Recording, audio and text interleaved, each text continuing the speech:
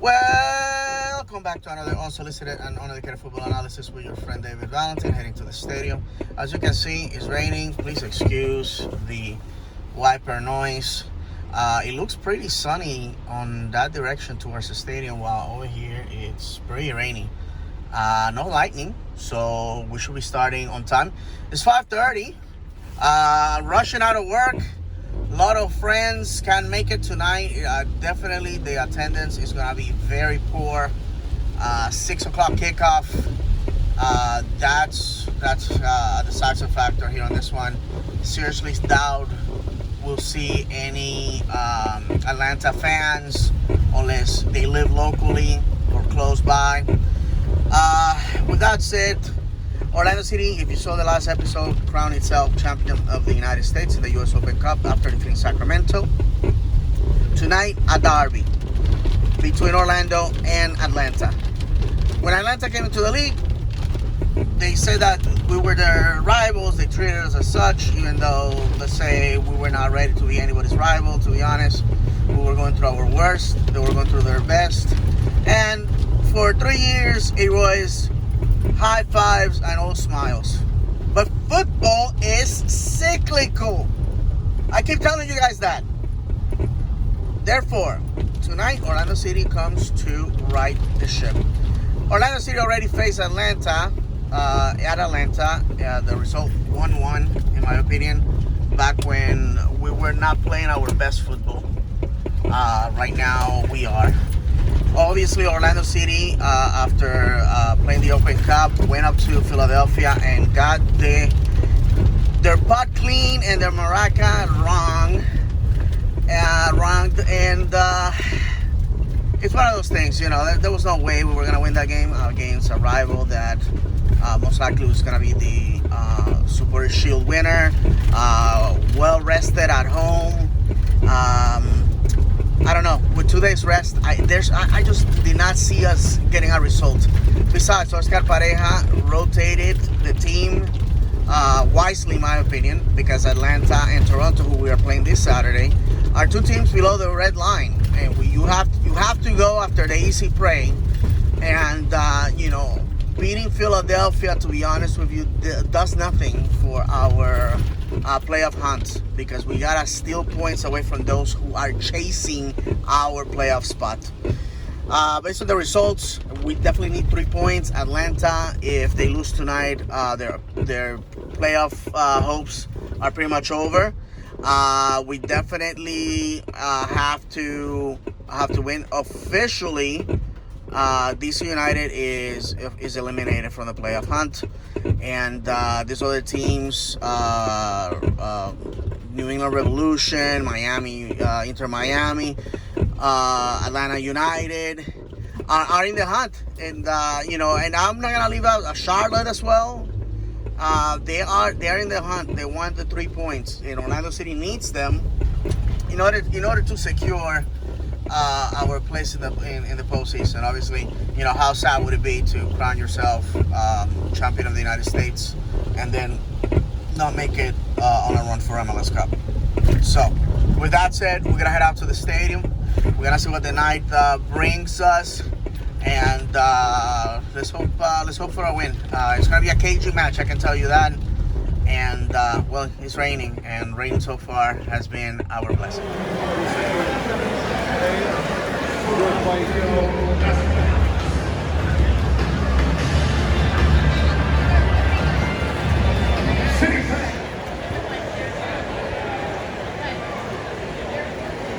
Thank you.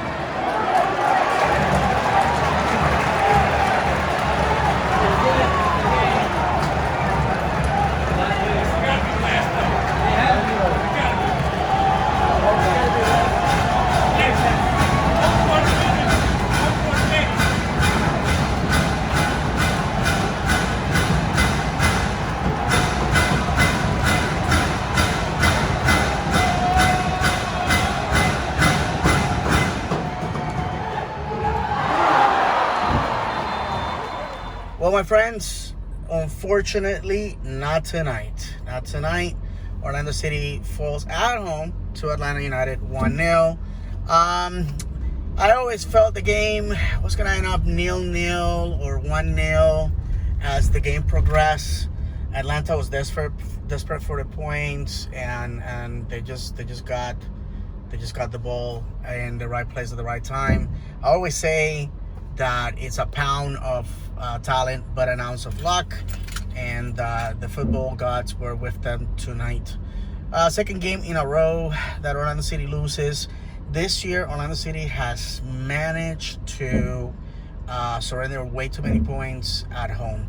So what's left? Well, Orlando is going to be playing at home this Saturday against Toronto, a team that is in the depths of the table. Doesn't mean anything at this point.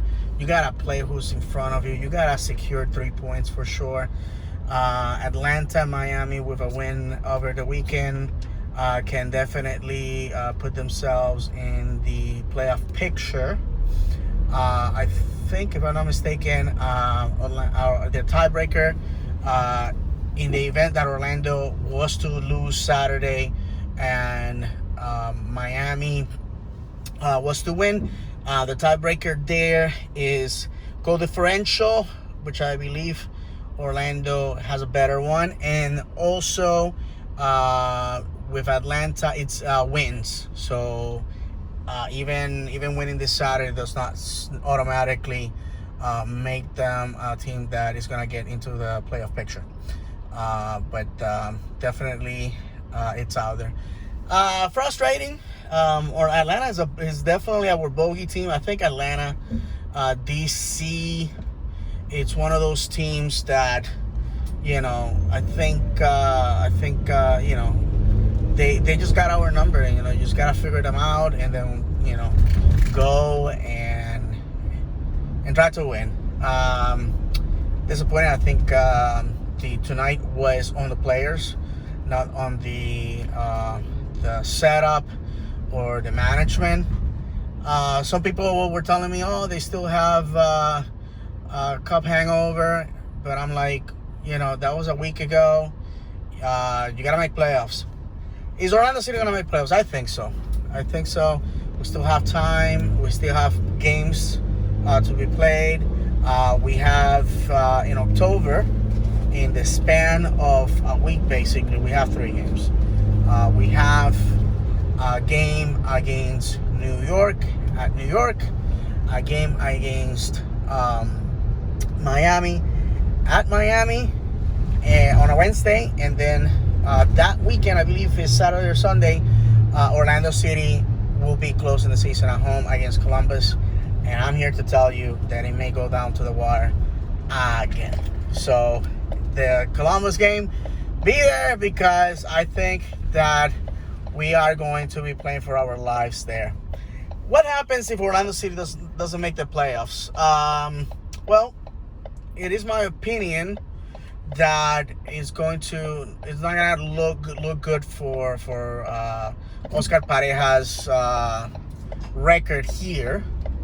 But I have to tell you that the Wolves look committed to giving Oscar Pareja time to rebuild his roster for next year. I think we're gonna be seeing some departures. Some of the players, I gotta be honest, I don't like calling players out, but I think Ercin Cara is a bust. You're at DP number 9. You are there to score goals. And while Atlanta is having issues with their strikers, They have players that step up to the occasion. And unfortunately, I don't think we have those players. If some of the guys that usually score have an off night, then